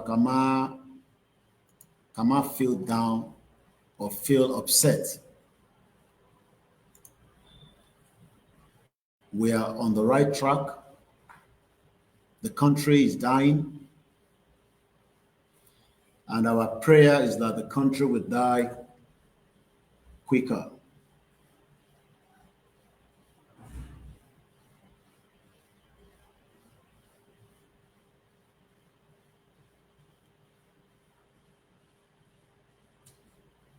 So I'm not sure whether my audio is still out or not.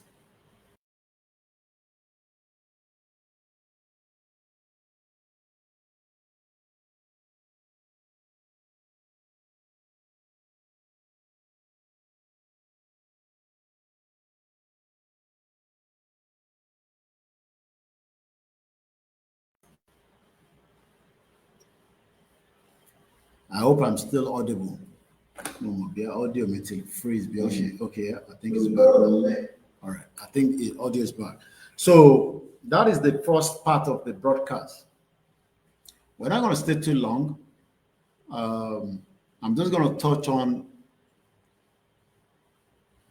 another area, which is Kano State. We've all seen the news coming out of Kano State. There was a bomb threat, or not a bomb threat, there was a bomb attack.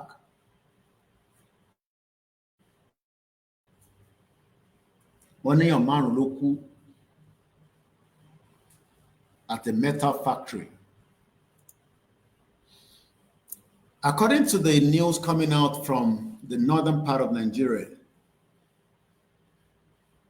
channels, 5 killed, 10 injured in Kano explosion. Devastating explosion rocked the Gidan Kafa area along the eastern bypass in the city on Friday in Yelano. Oh no, sorry, Leni. It might be new. Today's Friday.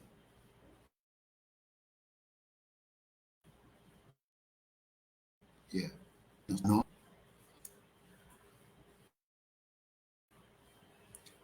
5 people died and at least 10 others were seriously injured. These two have been caused by explosive device. I want us to take note of that word. Explosive device hidden among scrap materials transported from Yobe State. The incident sparked widespread panic in the vicinity, with emergency respondents and security operatives rushing to the scene. The Commissioner for Police in Kano State, Ibrahim, who arrived at the location shortly after the explosion, confirmed the casualties and provided earlier details about the suspected cause. According to preliminary investigation, suggests that the explosive materials were concealed in a truck transporting scrap. Take note of that word. Anton Shalomi from Yobe State. The Commissioner for Police stated, the device likely detonated while the vehicle was being offloaded at the site. The eyewitness described a scene of chaos. Take note of that word. I used it already at the beginning of the broadcast. And destruction, with thick smoke billowing into the sky, and nearby residents fleeing in fear. Now, Moveka review, Emma Bino, the network is not a very good one. We're struggling, we're managing it. And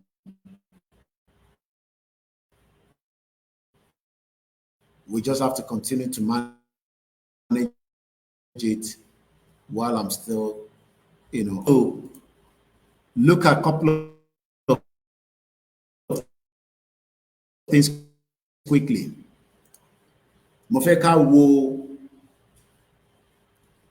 I think we're really struggling. The network is not giving us this. Okay, I think it's back. Let's go back to this headline. I know some of you have seen it because I've already posted it today. So let me share my screen so that I can bring it close to you and we can all Once again, I say good evening and welcome.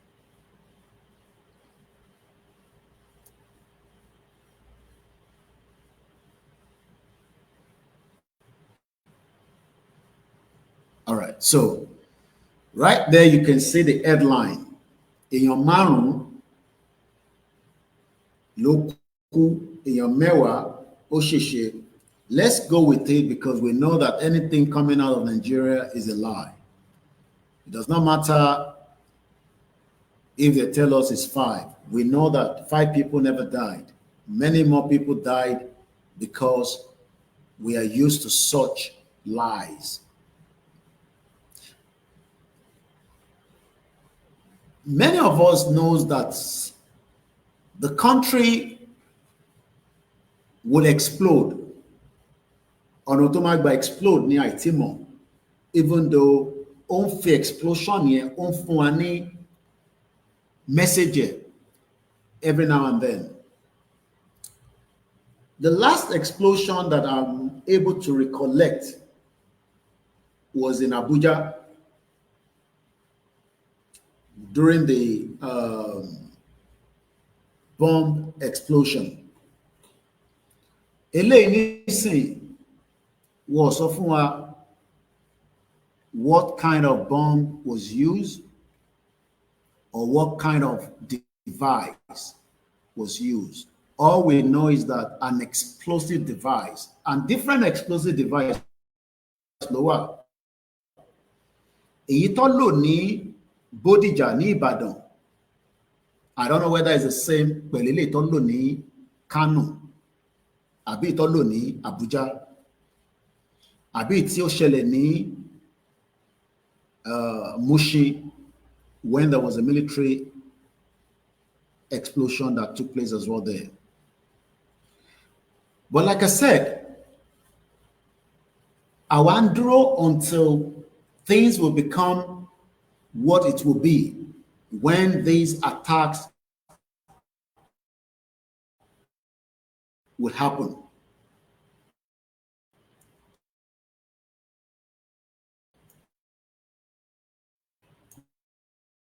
Rather than go now after àwọn tó jẹ́ olóṣèlú and demand that we exit now, otherwise this state cannot move forward until our exit. About our exit, we can all come back on the round table and decide moving the state forward as an independent country. But the fact that we don't want that, then wherever you are in Yoruba land, don't sleep with your 2 eyes closed. Kano, Lutin Shele, we know why it's happening in Kano. They're just sending a signal to Tinubu for 2027. I am just preparing our mind in case Tabamo. What is often Tinubu, what they are capable of doing, and they are showcasing it to his eyes. But rather than káwa náà showcase fáwọn tó wà ní state wa pé a fẹ́ Yorùbá nation, ó dá ẹni fún wa ní Yorùbá nation, then this state cannot operate normally as it will be. Ó sì lè máa operate partially. But I don't expect our state from any part of Yoruba land kó máa operate in a full scale níbi tí ilẹ̀ ṣú dé. That means a ṣe ń jẹ́ kí Nàìjíríà máa ní ẹ̀mí tó ń fi mí lórí state wa. Kò jẹ́ ká fún Nàìjíríà ní space kankan lórí ilẹ̀ tiwa mọ́ níbi tí ilẹ̀ ṣú dé. Kò sí whatever you say you need, gbogbo tẹ́ ẹ bá náà need, the lack ó ti wà ní state yẹn already. It does not matter whatever you think of in your mind, in your brain, in your spirit. Doesn't matter. Unfortunately, I bought clip me that lẹ́ẹ̀kan, but I can play it from another phone. But I can just tell you, a state is telling us it wants to renovate a government house tóun fúnra rẹ̀ ò ní sí níbẹ̀ within the next gbogbo tó máa lò nísìn tàbá calculate a lè mú 2027 because 2027 any election would happen in February. That means Seyi Makinde has 1 year and 6 months. Ṣó ń sọ fún wa nísìn pé òun fẹ́ renovate ibẹ̀ fún ara òun ní àbí for the next government. And we can just sit back and allow him to do such nítorí pé òun ni governor wa. And the same thing with Abiodun. Òun fẹ́ ṣe airport. I looked at the runway and I'm laughing to myself that Igbo ló wà ní left and right. What is the purpose of the runway? And you can think of any other state continuously like that. But the fact that àwa la ṣì ń accept nonsense yẹn pẹ̀lú wọn. And the more we accept that nonsense, then we're likely to slow down and delay. Àfi tí Ìgbòho bá ti prepare pé yes, he will go ahead and do what is needed to help us out. But rather than we waiting, we can do a lot of things and tell them to their face, we interfaith agbọ́dọ̀ fẹ́.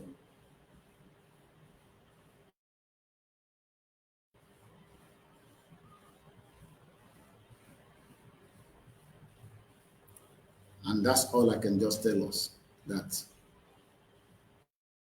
explosion in Kano, the next one could be in Lagos, the next one could be in Ogun State, the next one could be in Osun State, Ekiti State, Oyo State, Kwara, Kogi. It could be any part of Yoruba land.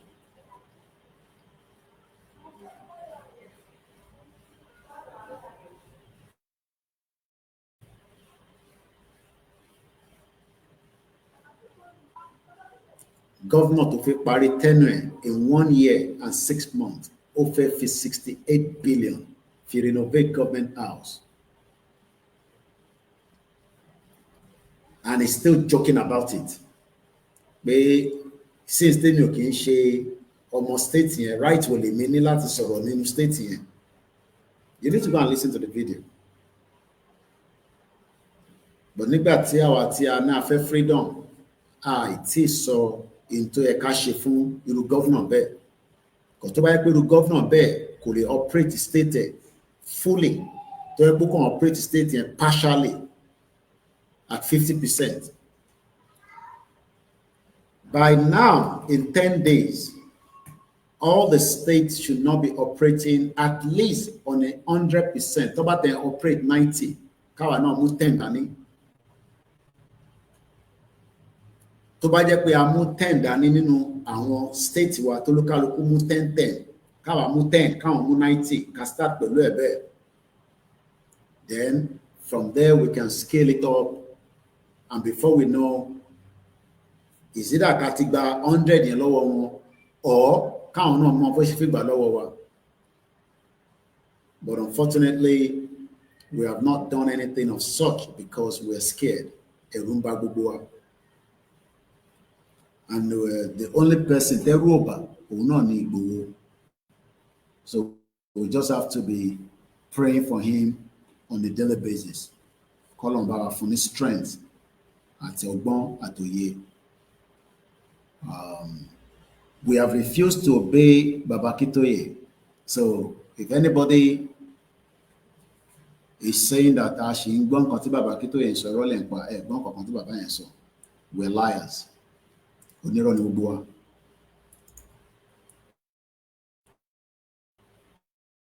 We have failed the old man. And it's really unfair that even Baba himself might not tell you, but that is my own opinion. that we failed in because we have been very scared.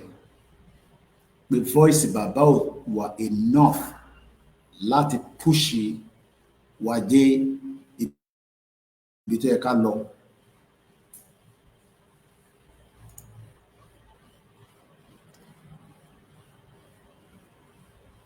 But it is what it is, and we cannot give up.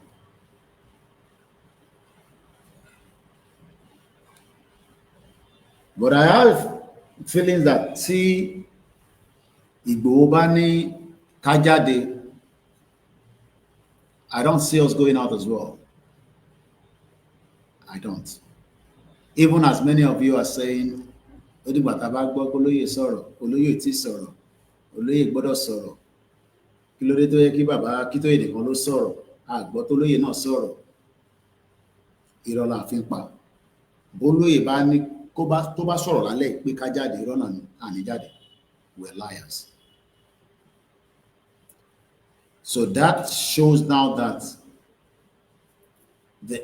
because I only have 15 minutes to the end of this broadcast. That indicator is now that Tabadro de gbogbo èèyàn pé la fẹ́ fi gba Yorùbá nation. We are fooling ourselves.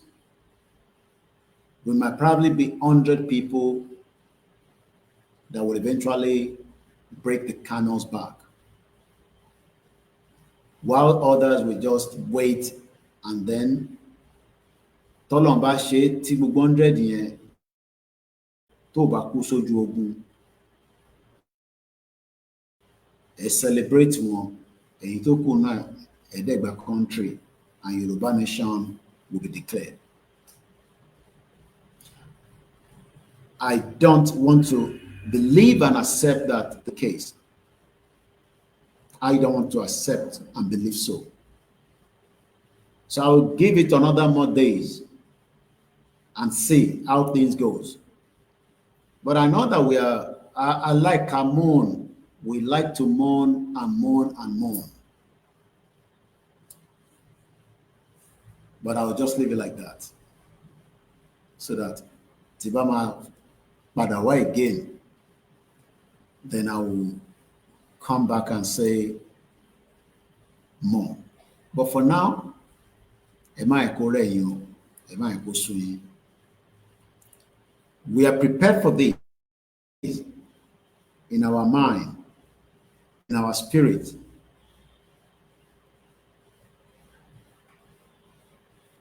But we are holding back. Why? I don't know. Nothing is holding us. We are the one holding ourselves back today. Our land hold at our back. Hold our back. We're telling lies to ourselves. Igboho hold anybody. Ben Babakito, you hold anybody.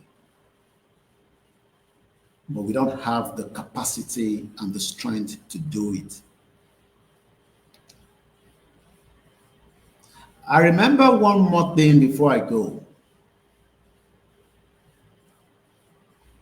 I remember when in 2021, April precisely, if I'm right, when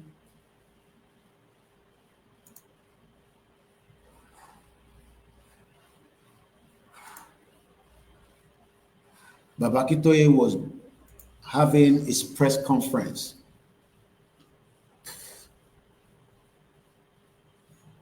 and I was behind him.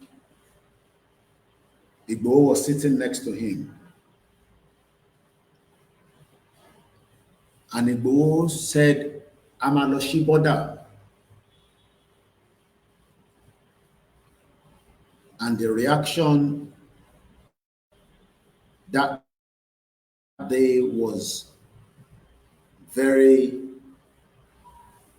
strong. But within 24 hours, after Igboho saw, millions of people ran away and decided not to go forward with it.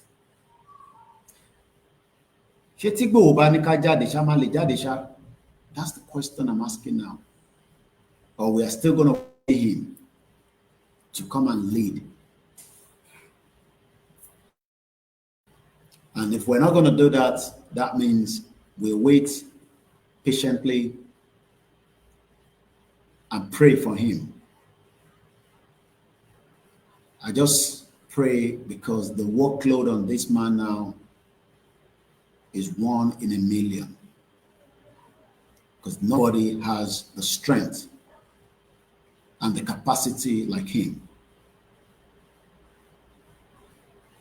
Adúpẹ́ fún Ọlọ́run, adúpẹ́ fún àwọn tó nílẹ̀, àwọn alálẹ̀ tó fún wa ní Ìgbòho at this particular time in the history of Yoruba people. And we should not lose that opportunity when he is fully ready. We got to shut it down completely. For now, ká máa ṣe tí bàbá ní ká ṣe lọ ní wẹ́rẹ́wẹ́, and hopefully that might lead us to somewhere that I believe, or we wait for CSI Igboho Osha, Omaladikun. Everybody has different name for him.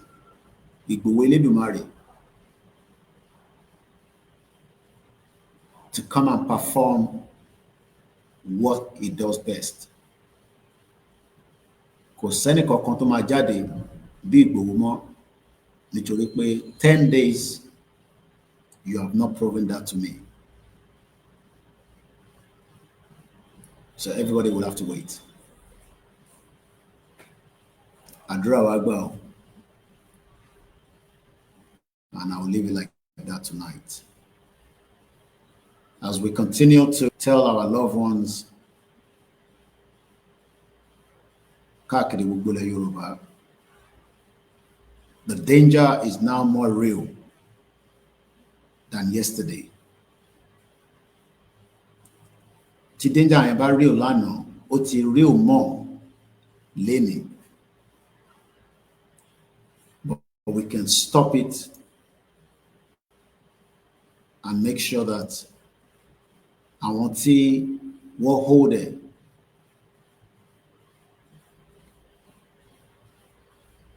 ẹ jẹ́ kí gbogbo wa ká sowọ́pọ̀ ká padà sí state wa, gbogbo àwọn coordinators, and let's move swiftly and start mobilizing our people. We have many coordinators in each of the states. This is the time they gbọ́dọ̀ ṣiṣẹ́, and you gotta do it now as quickly as possible. We're in countdown.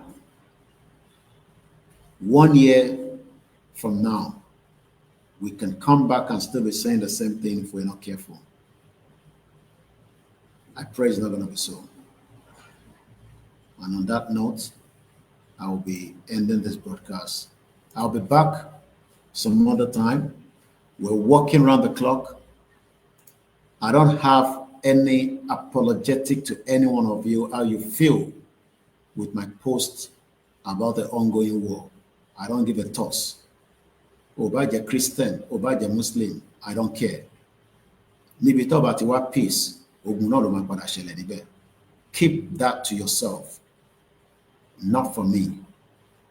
Nigeria tá à ń sọ fún náà tó gbọ́, wọ́n fún ẹ ní feed in tó lè ṣẹlẹ̀ Nigeria. Kò ń ṣe fún Yorùbá nìkan tó fẹ́ jà o, torí kò ń ṣe Nigeria nìkan ni Yorùbá wà nù ẹ̀. Oríṣiríṣi ẹ̀yà ló wà nù Nigeria. Èyí tó máa dájà sílẹ̀ àìtẹ̀ tí mọ̀. Bọ̀ èyí tó ń dájà sílẹ̀ lọ́wọ́lọ́wọ́ tó ń pààyàn àti mọ̀. Èyí tó máa attack ẹ̀ padà, nobody knows. So whatever you think about my post, if you cannot be patiently and understand that I am doing my job, like I said, then you can find another platform where you can watch all those updates.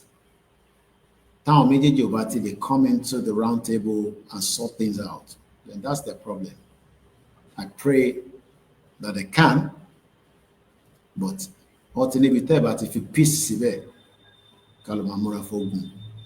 Ogun ti wọlé nílẹ̀ Nigeria, and I pray it will not consume us. But prayer can be as easy if we don't do the needful. Ẹ jẹ́ ká ran Ìgbòho lọ́wọ́ kí kinní kó lè yá fún gbogbo wa. Ẹ jẹ́ ká ran Bàbá Akíntóyè lọ́wọ́ kó lè yá fún gbogbo wa. But ẹ bá setback, tẹ́ ń dúró, tẹ́ fi ṣe nǹkan kan, that means everybody will just continue as we're doing, and we wait patiently. I know we can do it, but something is holding you back. Whatever is holding you back, you got to conquer that fear. Fear, kò ń kúrò lára, but tí a bá ti conquer, that's it. We will be free. Wọ́n ọ̀pọ̀ tó wá, àwọn tó ń govern wa nínú state wa, we can overpower them and make them beg us to go. Àwọn ọlọ́mọ abẹ̀ wá pẹ́ tètè máa lọ. But tá a bá ṣe yẹn, then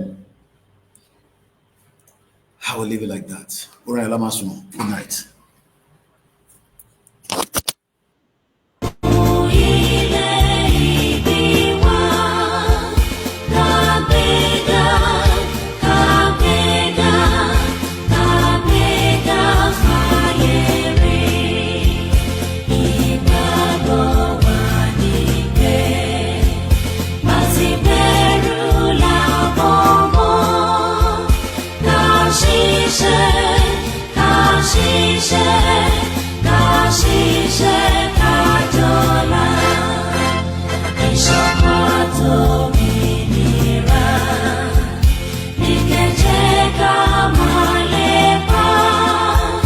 Tẹ̀síwájú.